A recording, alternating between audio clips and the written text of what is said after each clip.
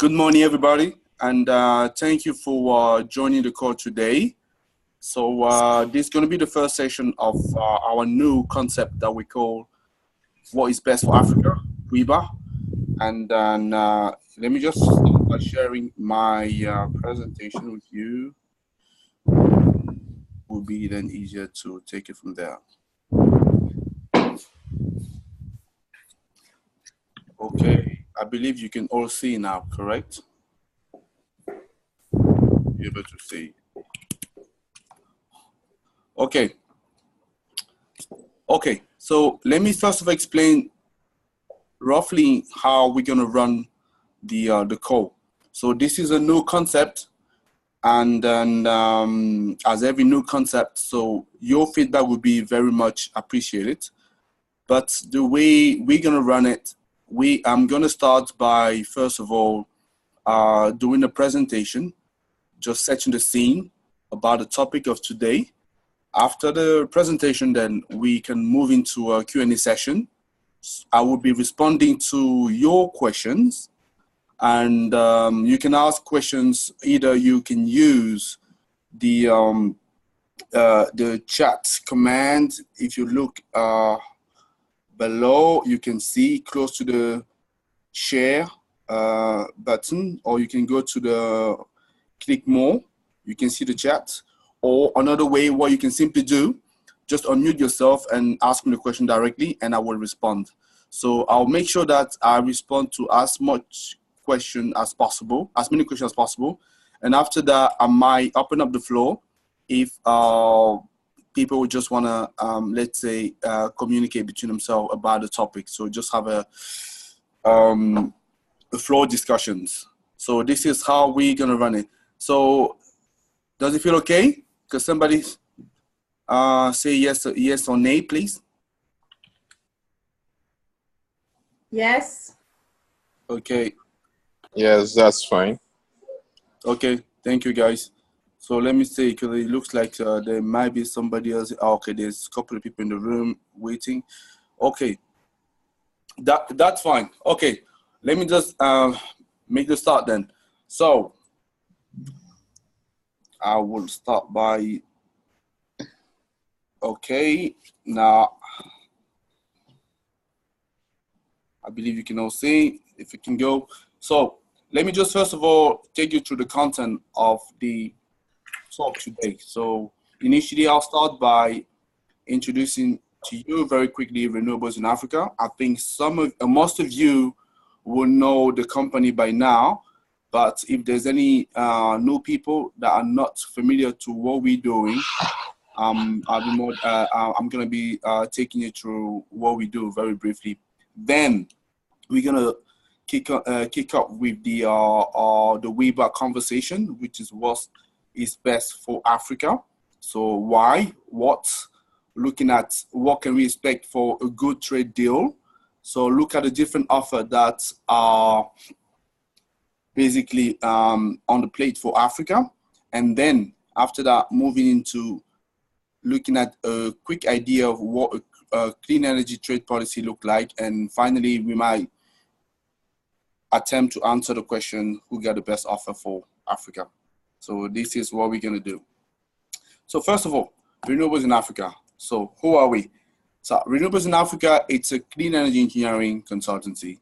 So we provide what I usually call 3+1 services, which is technical advice to project developers. So if you have any solar plant that you're looking to build, wind, you're looking for a consultant that can do feasibility studies for you or work on developing the project. So we can help, definitely. We also provide market insights and business intelligence to investors. And we've been doing a lot of market insight work at the moment for clients contacting us. And we can also, open up a route to market for clean energy companies in the continent, as we have an extensive network of local partners with whom we're working with. And to that, I can already say, for example, that in the call today, we have one or two of our partners that are on the line. I think we have Igwe and Joab, right? I think they connected. So 1 second. Yes, I'm online. This is Igwe. Okay. Thank you, And Igwe. this is John. Good. And we also, as you all know by now, a media platform focusing on promoting the industry, renewables energy in Africa, and building awareness because it's very much needed.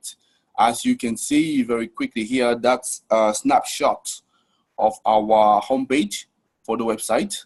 And if you've not been to the website yet, I will strongly invite you to go and visit it. Okay. Okay, so what's on renewables in Africa? So last year in November, we released a book on the wind industry in Africa. So if you don't have a copy yet, you can get hold of one. Either you will go on our platform, so there is a link where you can purchase the book, or you can go into our editor platform as well, which is called More Books. More Books doesn't mean that I need to write more books, which is certainly the case as well, but it's also the name of the editor. And the book should also be available on Amazon, but I've been told, so you might want to make it more visible. So we're going to be working on it. So, and the book obviously going to tell you more about what is the status of the industry, looking at also the key players and outlooks for what's going to be the projection all the way to 2040. So I strongly encourage you to have one of those. So what else are we doing? I quickly referred to that when I was talking about the services that we provide. We've done collaboration work with Grant Thornton. That was at the beginning of the summer, looking at the discount rate for renewable energy project in Africa. And currently we are working on the report, and it should be available in the next few weeks. So bear with us for a moment. We are also recently partnered with an energy job line, and we are looking at the skill shortages in the industry. We're currently running still the survey, and after that, similar to what we've done with Grant Thornton, we're going to be looking at the finding and come up with a report that we be able to share with the with industry. We're doing off-grid project in East Africa, currently working on a pilot project with a company called Comparisol. Some of you may have heard of it already, so if not, more than happy to respond to your questions either after the presentation or later on when you contact me. So we're also engaging with a waste-to-energy project in the Philippines at the moment. I know we call renewables in Africa, but as you can see, we're sort of extending our reach, and we're doing a lot more work as well. So why are we doing what is best in Africa? What is the reason for this new concept? There are actually three main reasons. So as you all know, there has been a number of changes in the global economies at the moment. One of them, for example, Brexit. Everybody's talking about that at the moment. So you might argue it doesn't really affect Africa. Okay, so I would argue the opposite. We also have obviously the election of Donald Trump that also very much changed the offer from the American perspective, and changes as well in the industry. And what those changes are doing, they bring new pattern on the development of industry, and certainly create a new trend with regard to the direction of natural resources and also the volume that are exchanges. And it's particularly interesting because for this second reason, so the African continent is very much at the receiving end of the stick, because Africa actually holds approximately 30% of the natural resources in the world. And with all those new direction happening, so you can be certain that there is an impact on the continent. And what we have observed, or at least that was our analysis within our team at Renewables in Africa with our partners, we believe there's still a lack of awareness on what the impacts on the social economic fronts are. and also on the political front from all those changes. So that's why we wanted to launch this new concept to encourage people to look at what is the place of Africa and how Africa should be sitting with all those things happening. This very much is what I've trying to describe into this slide. And the WiBA Call, the WiBA conversation, it depends how you want to call it. It's simply going to be a weekly online conversation that will be exploring the opportunity and challenges that the continent face. And we'll be focusing in on two growth sector, so renewables energy and technology. Because to our knowledge, we believe those are sector that can pretty much help Africa to leapfrog other continent and substantially increase our growth. The conversation is going to happen every week with a speaker that I'm going to be bringing. Not every week. It depends on the availability of the people, but that's the aim behind it. And we were quite very fortunate because from the start, we have received the support of a company called MN Capital Africa Advisors.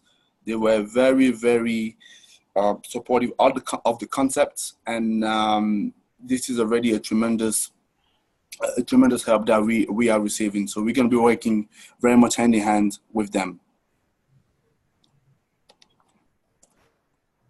Okay, 1 second. I'm just taking somebody that's joining the call.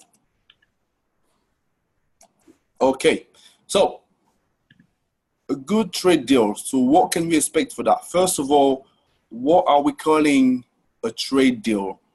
So there are many definitions.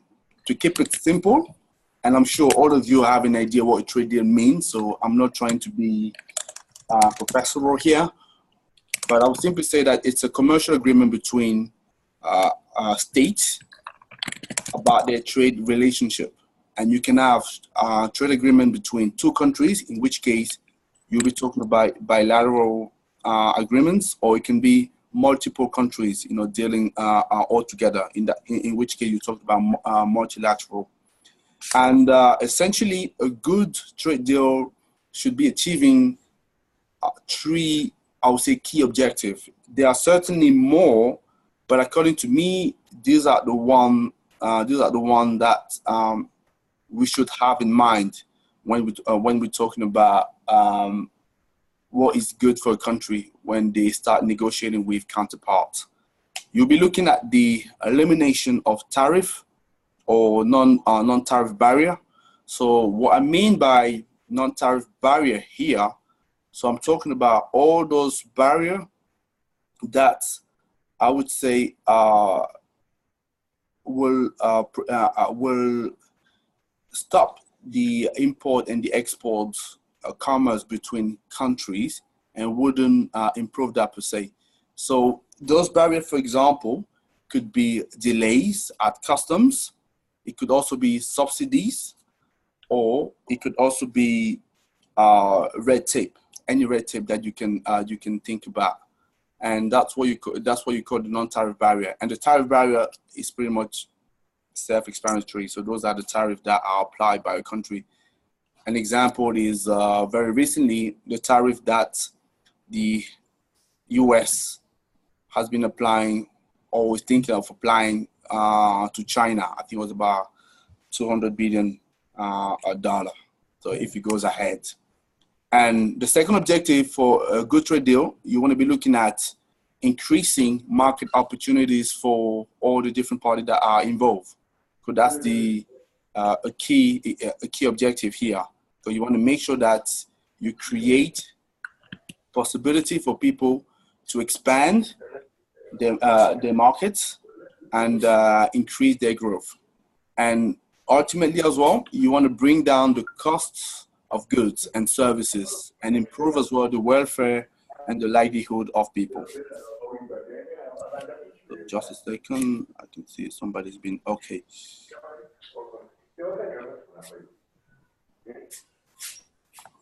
Okay, so what are the different offers for Africa? So on this figure, you can see the main partners that we can see. You have the European bloc, which is taken all together are the biggest trade partner for Africa. But in terms of the single biggest trading partners country, that's obviously China, because as you know, China has been investing significant amount of money into the continent for the last 2 decades, pretty much. And then you have the other usual suspect, the US. And the reason I've added the UK here, it's simply because we know that Brexit is on the way, so it should happen, I believe. So let's see. And surprisingly, we also have the emergence of India, who is very much increasing the trade volume that they're doing with Africa, to the point that they pretty much really are falling behind the US and before the UK. And we can bet that in the future it's going to expand dramatically as well, because the Indian economy is progressing at a very rapid pace. India, I believe, was the fastest growing economy last year with about 8% growth. So let's look at each block per se. So at least the first four, to get an idea what the trade look like. Okay, so I've been looking at making it simple to understand for you. And if I can say something at this point, is that this is pretty much the first conversation only that is supposed to set the scene of what those different trades look like. The following conversation that we're going to have, so from next week, I'm going to be coming back more in detail into each of the specific bilateral deal to give you a bit more detail. Looking at, coming back to the slides, if we're looking at the left-hand side, we have the EU. Okay, so what can we see here? The first real bilateral agreement with the EU started in 1976. That was 15, 20 years after independence. So, and they set up, it was actually all described by the Lomé Convention. And the Lomé Convention had two specific, I would say, characteristics. The first characteristic was the duty-free exports for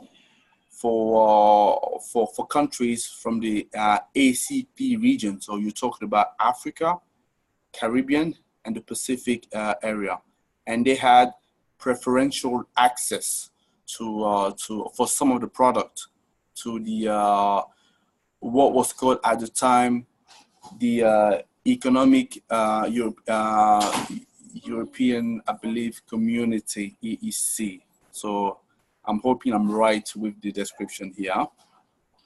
And the second aspect was the aid and the investment. Obviously, aid, as you all know, has been quite controversial.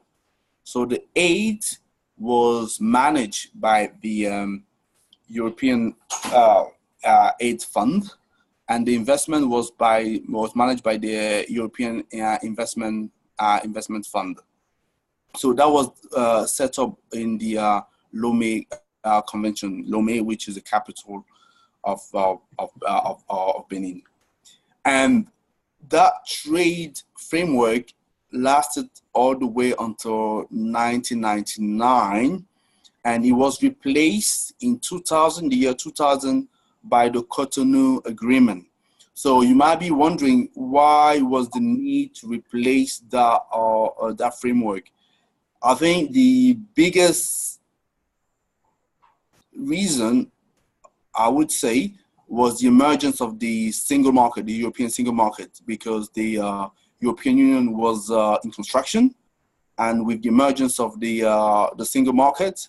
So the preferential access of some of the product that was decided by the Lomé Convention was not very much applicable anymore, because the preferential access meant at the time that some countries from the ACP had specific deal with each of the country of the European Union, if you can call it at the time. For example, you have a number of Caribbean islands that had specific deal with the United Kingdom, and with the emergence of the single market, it meant that some of their products were actually threatened by new supply coming from other parts of the world that was inundating the market all of a sudden, making the Caribbean product not competitive anymore.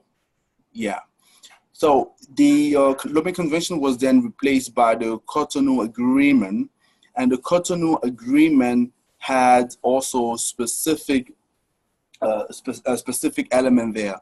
So we still had the duty-free exports, but the duty-free export this time was reciprocal, and which means that those countries will have access to the European market, and the countries from the EU will also have access to those countries. Obviously, there was some restriction that were applied to make sure that the local market in those developing countries were also protected.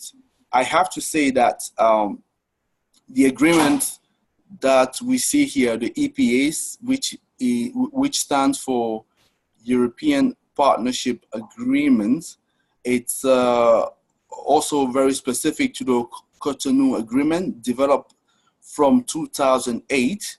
They are not yet fully implemented. It's only a partial version, that it's an interim version that is still that is applied at the moment, because the negotiations are still ongoing. Another element that was key with the Cotonou Agreement was obviously the aid and investment, including the good governance. So one thing that's very key here in terms of the trade agreement for the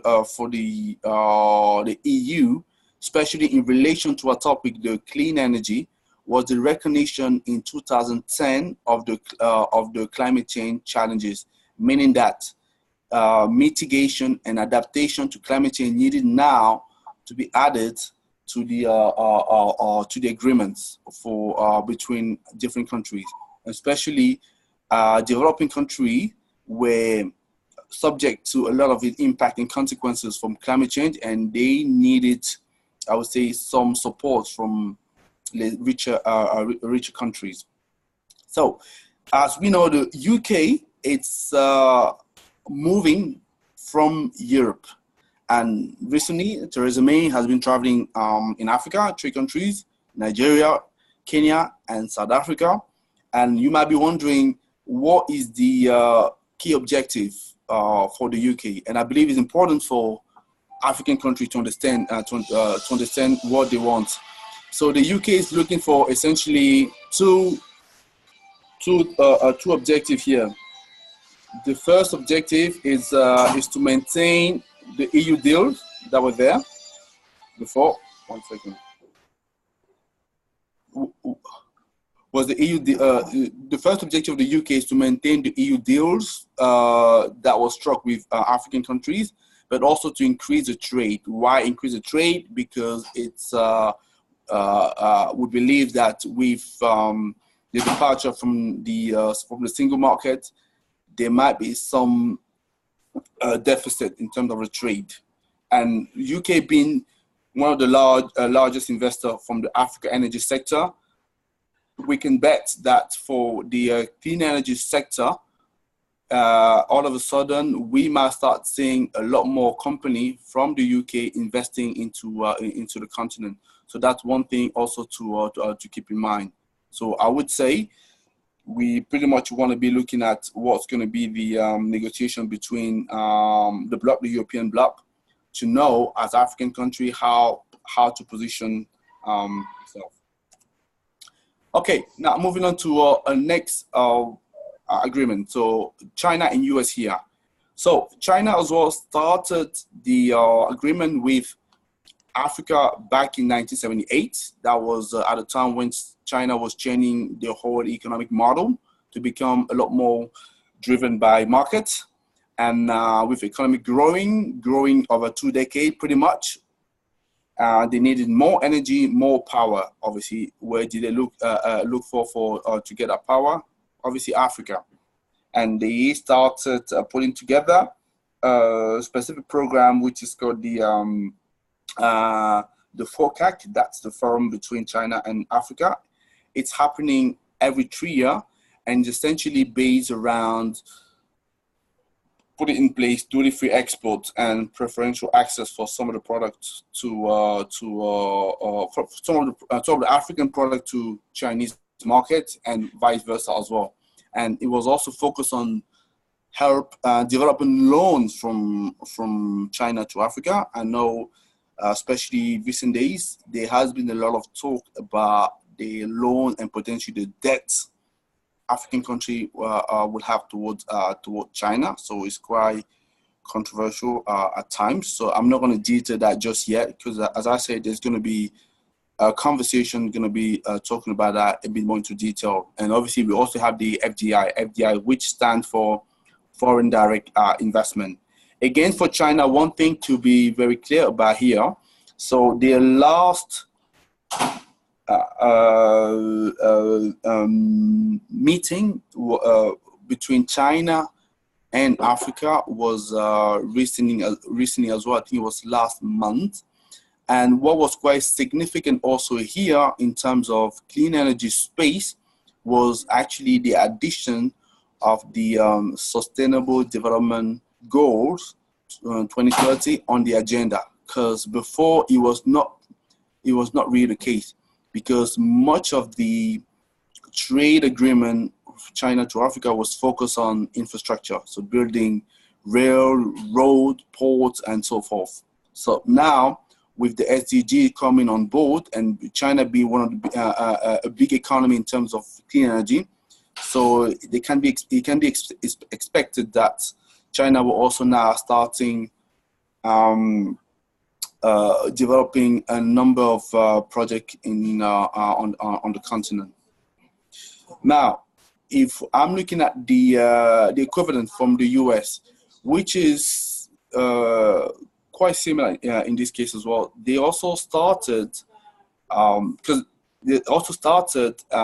trading, I would say, or developing agreement with Africa back in 1976. Before that, there was virtually nothing. And at that time, when the US had the trade agreement system, sorry, I think, yeah. So the duty-free export was applied to about 100 countries from developing world. Yeah, that's what was in application. And what has changed for the US was the AGOA program, which is the African Growth Opportunity Act, which was passed by President Bill Clinton in 2000, which was looking at expanding the duty-free exports that was aimed at developing countries, but as the name is saying here, focusing on African countries. There were about 49 African countries that were eligible, and I believe about only 37 or 38 did make proper use of the program. So the program was meant to last all the way until 2008, but it has been extended ever since. And I think the next renewal should be due, I believe, this year actually. And another significant event for the trade here in relation as well to clean energy was the Power Africa program, which was launched by President Obama in 2013. And the Power Africa program was aimed at creating more connections for African on the continent, and support the construction of about 30 gigawatts of power generation on the continent. And that's about it. For India, I have not added India here on this slide, but India had a similar development than China, and they also having a regular forum that they're running every 3 years, and they started a program at the turn of the decade, about 2001, and that's where they grew the economy from zero to pretty much, as you saw at the beginning, 50 billion in 2015. So that's in a nutshell, quick overview of different trade agreement in place with Africa. Just to give you an example of policy that are in place at the moment. So if you're looking at Kenya, for example, at the moment, Kenya, you have an exemption for the VAT and also duty-free exemption for solar products that are coming into the country. That's an application since 2014. Previously, the VAT was about 16%. And you also have a duty exemption on the raw material that are used to manufacture solar into the country. So it's quite important to notice that here. But it's also important to mention that there are 55 countries are in the continent, and policies are very much different. So if you take, for example, the case of Nigeria, it's a big market and probably one of the biggest markets to come, if not the biggest. At the moment, there's still no solar market framework in place. It's currently been in development with many organizations. I believe GIZ is one of them, helping the Nigerian government to develop the framework. But at the moment, not really fully operational. And as you can imagine, the solar product do not qualify yet for the zero import duty. And by not having a framework in place, you can guess that the production cost in Nigeria will be higher than those costs in Kenya, for the simple reason that the regulatory framework is not yet favorable to the industry. So that was, I think I have one more slide that I needed to show you, and trying to respond to the question. So who got the best of it? And as you can imagine, the response is, it depends on the situation. And I will pretty much say the beauty of what we have right now, we have multiple offers coming through the continent.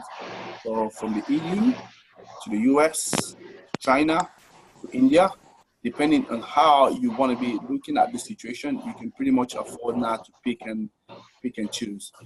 There is no reason, according to me, to be siding with only one party and ignore the other. So that's what I had for today for the conversation, for this first conversation. I would like now to move into the Q&A section, because I suspect you might have a question or two. Thank you, guys.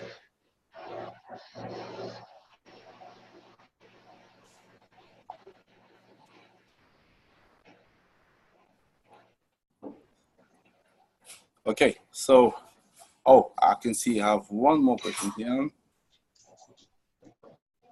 Okay, that was just for the noise. Yeah, apologies for the noise. I think now it should be sorted.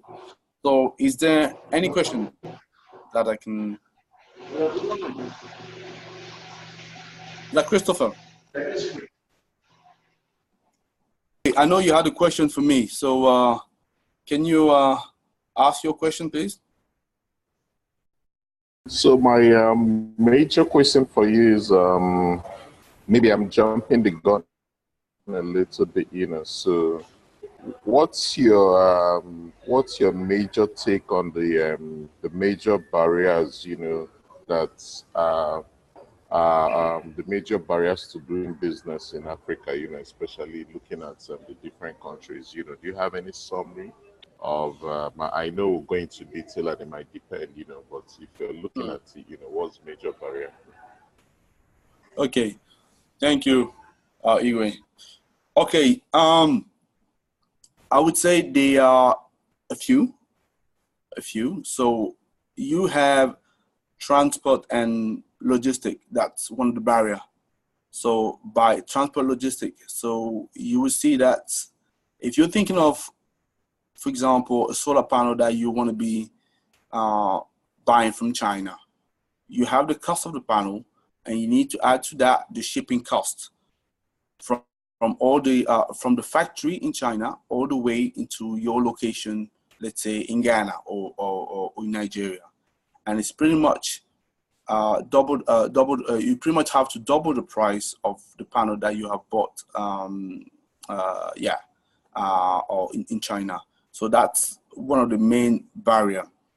Another barrier that I see, it's is the business environment, because with a lot of red tape and also framework that are not properly defined, it's especially I see that a lot with investors coming to talk to me, they don't properly understand how they can do business, and if they can't properly understand that, they will identify a number of risks, and if it becomes risky for them, so they although they might be wanting to step into the continent, so it's a little bit difficult for them to do so.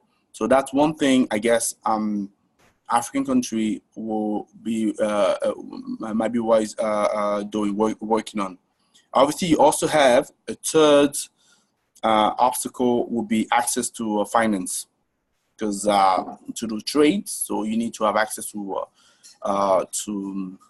investors or to banks, to lenders that are willing to support you, and it's not always difficult to it's not always easy to find that on the continent, especially for significant trades. If you want to build against, for example, a wind farm, so you pretty much know that, for 1 megawatt farm or wind farm, for example, that you will want to build, you know that you will need millions of dollars, and local bank most likely won't be the one that will be able to support you. So you need foreign investors, and having access to those foreign investors is not it's not an easy piece. So that's another obstacle. There are many other that I can see. One that I can see as well. So you have workforce as well. So once you want to have the local workforce that is trained to be able to deliver a particular trade, so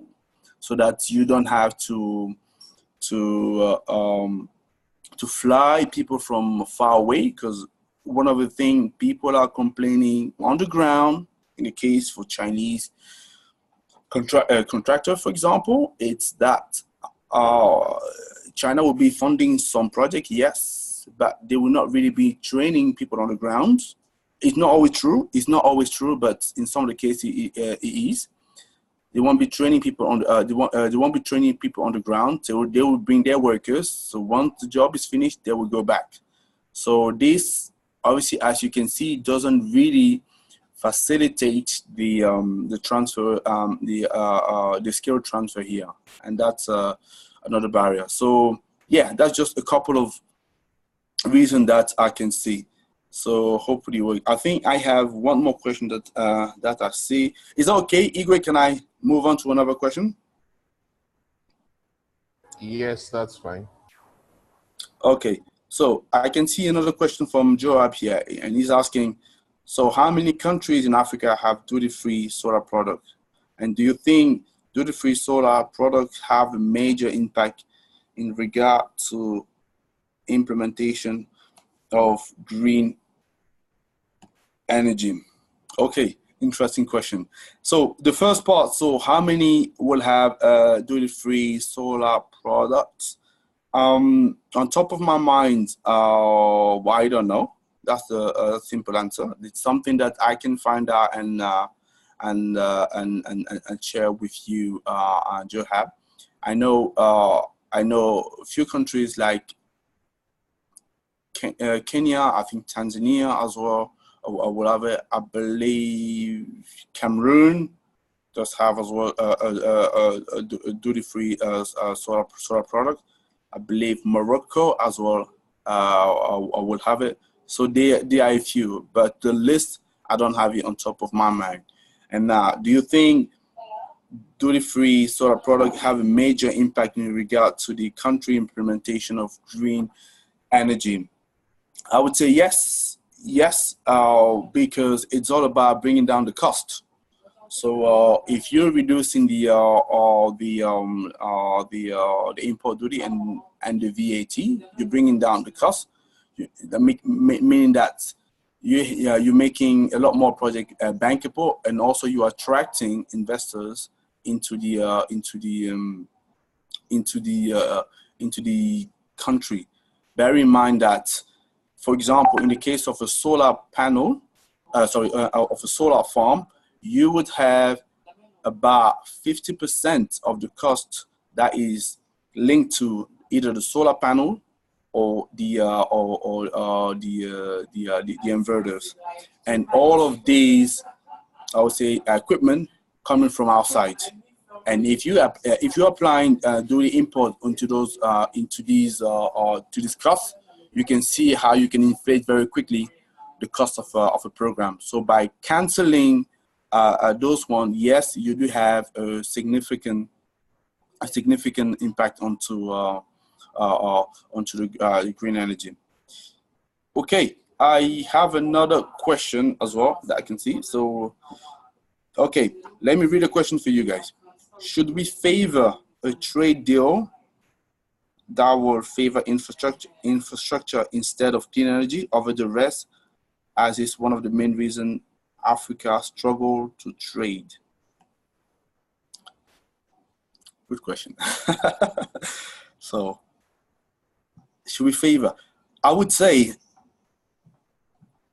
I don't personally think that we necessarily need to favor infrastructure, for the simple reason that the biggest trade partner of Africa at the moment is China, and the large majority of the investment of China has been on infrastructure already. And so that's already in place. One of the issues, though, with that infrastructure, it's that I don't want to be stepping into the Chinese here, obviously not. I'm just stating some of the issues that people have observed. It's that it might not always be of, I would say, good or strong standards.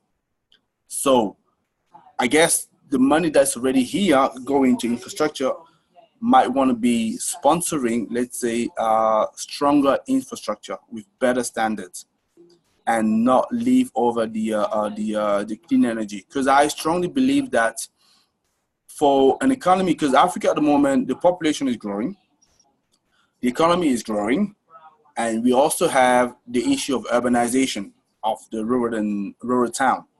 So the demand for energy has been obviously expanding significantly.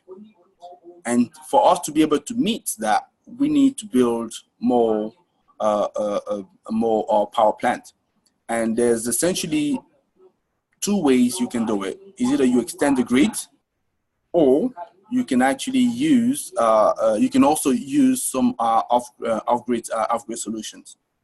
The solution I suggest should be both, because in some cases, obviously the grid, is the best way to connect many people in one go, but it takes time to develop, to expand the grid, and in some cases it's not financially doable to do so. Where, for example, you talked about a remote location where you don't have enough people, and also where you might have population with a low income. So the connecting cost per capita could be quite significant. So it could be an impediment to the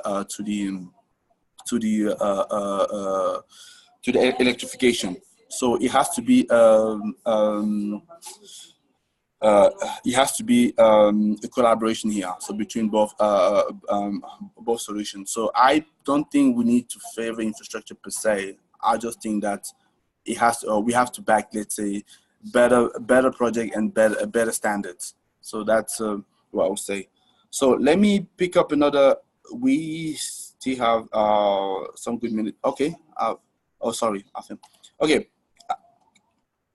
I can't see any. Let me just see if there's more questions. No, I can't see any more questions. Is there any more question on the chat? If not, somebody can just unmute himself and ask the question. Okay, sorry. This is Igwe. Just to, it's not a question per se. It's just to add my little thought on the last question. You know, so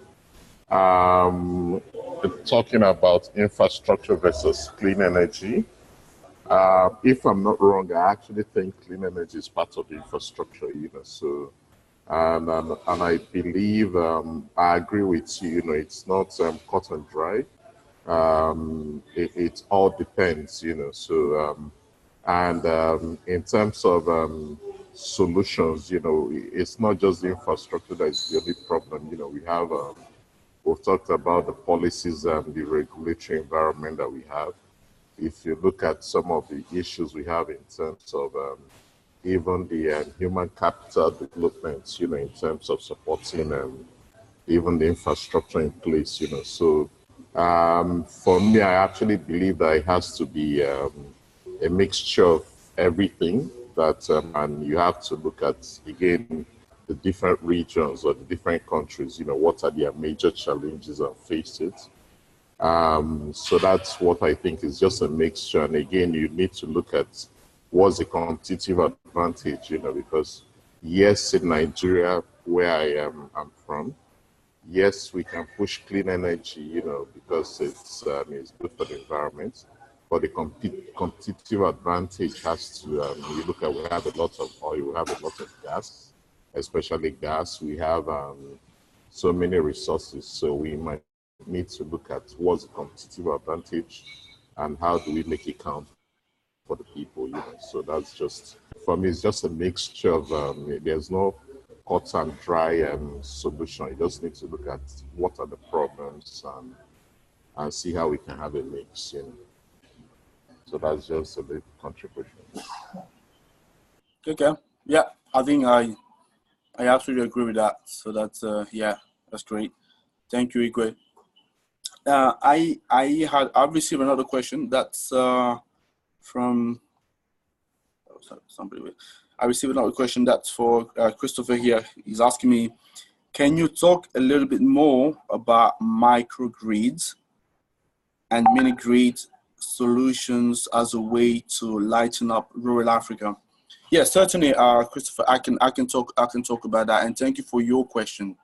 So, as I briefly alluded to before, so the issue to electrify Africa, so has to be done by two ways. I would say it's either if you want to connect many people in one go, I think there's no better solution than the grid. That is for sure. The issue is to expand the grid. You need significant money. That's for sure. You need as well to have a solid framework in place, and then usually as well that requires a strong political support. And as you know, to bring all of that together, it's not quick, and it's not easy to do. However, mini grid to build a mini grid, it could be more quicker. It depends as well what technology you wanna use. So for the mini grid, you might be using a diesel mini grid, a diesel genset mini grid. You can use a hydro mini grid, so you can use as well solar. So I believe what you actually refer talking to in your question, I suspect, would be solar hybrid mini grid. That you're talking about here. I can see you nodding. So yeah, so that and that's what I guessed it was. I believe it depends on the situation. So where where where the location is placed in the country. So to make a viable solution with the mini grid, so you would need I'll say a number of people that will be connected to the mini grid to make it workable. You also will need to properly examine the level of income that your customer will have. And one of the key questions with the mini grid, when people are talking about that, is actually resolving the question of, first of all, what's going to be the projection of the energy demand, basically, yeah. Because don't know whether you heard about the term energy ladder. So it means that when you don't have electricity, obviously, you don't miss. You're not missing anything. As long as you are connected, you have one lamp, you have a TV. All of a sudden, guess what? You want to have more because it brings some convenience into your life. So you have a TV, you have a fridge, and so on. So for the mini grid developer, it's about running some good projection to understand what's going to be the energy demand in the next few years for the locality. And then the other question as well is, how can you, so what do you do if the grid does arrive in that area? Yeah, so that's important. Would the mini grid all of a sudden become obsolete, or would the mini grid be connected to the grid, or the mini grid will have to shut down and move to another place? So all of that needs to be looked at. But definitely, it's one of the, let's say, key solutions.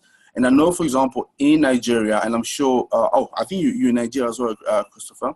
So you probably heard about the 10,000 mini grid that the government has launched. And I know that the program at the moment is gathering pace, and because the ecosystem has been built to make sure that some traction gather out there. So hopefully that gives you a bit of a response. So the few parameters that you want to be looking at. Yes, it's a solution, but you want to be looking at a few parameters to see whether that will work or not. If you can either to connect people. Is either the grid, the mini grid, or the solar home system. So the solar home system, that's an individual household. You don't need per se to be close to another house or not. You can have it on your own as long as obviously if you're doing mobile payment, as long as you have good mobile connection. Otherwise, you will pay with cash. So yeah, so that just gives you an answer. So wow, I have a couple of minutes left. So let me just tackle the very last question very quickly before wrapping up. So how did India manage to electrify the entire country, and shouldn't we favor India? Oh, okay. I guess the question from Vanessa here, so is in terms of the trade deal, should we favor India, for example, in terms of cooperation, because they have a population that is, at least culturally, it's closer to Africa than some other areas, and because they have challenges that are more or less similar. So if they've done it, so what can we learn from them? So you can see from the way I asked the question that I actually agree with that. I think that there is a lot to learn from India, the way they've been able to electrify the whole country. So how did it do it exactly? I have to say, so that I've not looked at that question specifically, so I can't really answer to that. All I can say here is they have made impressive progress, and one of the things I can guess though, they definitely have the political support or behind them. I know one of the things that the Prime Minister Modi has done when he gained power was to actually launch the 100,000 gigawatts program that they want to reach. By when, I can't remember, but that has certainly really boosted the market. Plus, very very important. India also have a very strong manufacturing supply chain. This is very important, meaning that they can actually manufacture goods locally, meaning that they bring the cost down. They don't need to ship that somewhere else, if not shipping within the same country, but the cost will still be very, very much significant. And they are closer, the proximity to China, meaning that they can also bring product from China at a relatively low cost. I suspect the connection, the transportation links between the two countries are also very strong. I mean, that's another way to bring down the cost. India also has a very good and skilled workforce. That's also very, very helpful. And India is strong on IT and telecommunications. So they actually a lot of advantages for them here. So yeah. So okay. So very quick thing. Then we'll finish here. We in renewables in Africa should start thinking about how to dispose the waste. Okay.